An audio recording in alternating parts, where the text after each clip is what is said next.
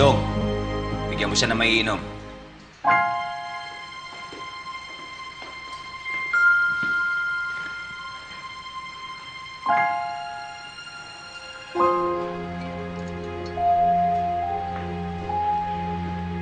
Ngayon, Scarlett, sabihin mo sa akin kung ano gusto mo.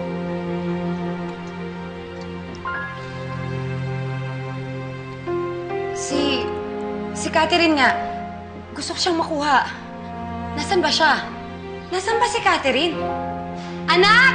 Catherine! Anak! Hoy! Hoy! Hoy! Ang ayoko sa lahat, yung sinungaling. Eh, yun naman yung totoo eh. Sa tagal ng panahon, hindi sumuko si Isabel na kunin sa akin yung anak ko. Ang ayoko sa lahat yung ginagawa kong tanga. Ang alam ko, si Isabel ang nanay ni Catherine. Budong!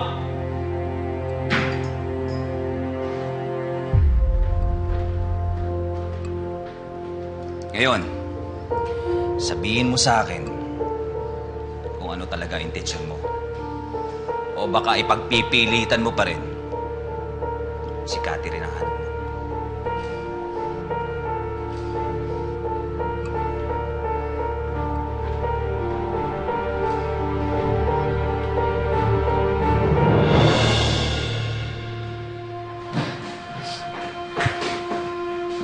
Nahanap ka ni Cap. Bisa mo, di ka na.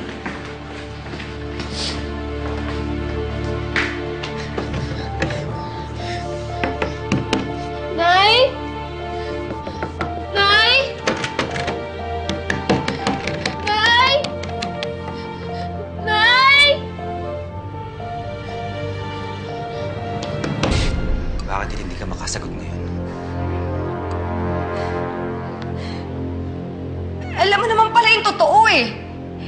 Kung ikaw kaya nasa sitwasyon ko, di ba ang sakit? Buong akala ko anak ko si Catherine. Kaya nung nabawi ko siya kay Isabel, buong puso ko binigay ko dun sa bata. Tapos malalaman ko hindi pala siya sa akin. Oo nga, kawawa naman yung kaibigan ko. Humingi pa siya ng tulong sa amin para lang makuha yung anak niya.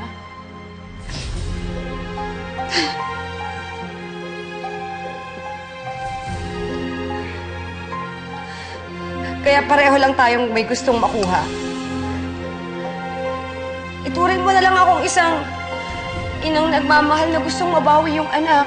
Sinungaling! Pagmamahal ba?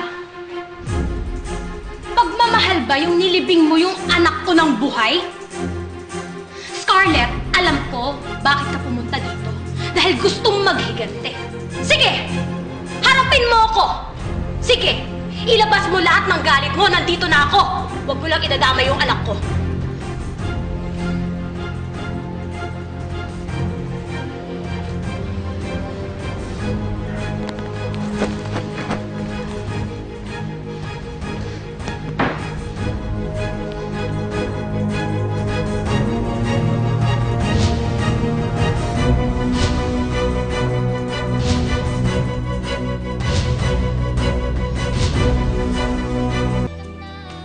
Sige!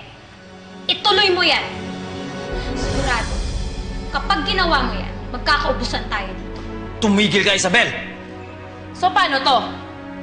Alangan naman ganito na lang tayo buong maghapon, ha? Eh di baba na lang natin yung mga baril natin. Hindi naman kailangan may mamatay ngayon eh.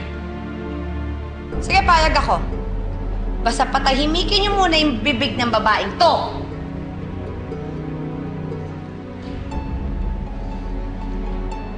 Sabihin mo sa akin, Rod, anong gusto mong kapalit na Isabel?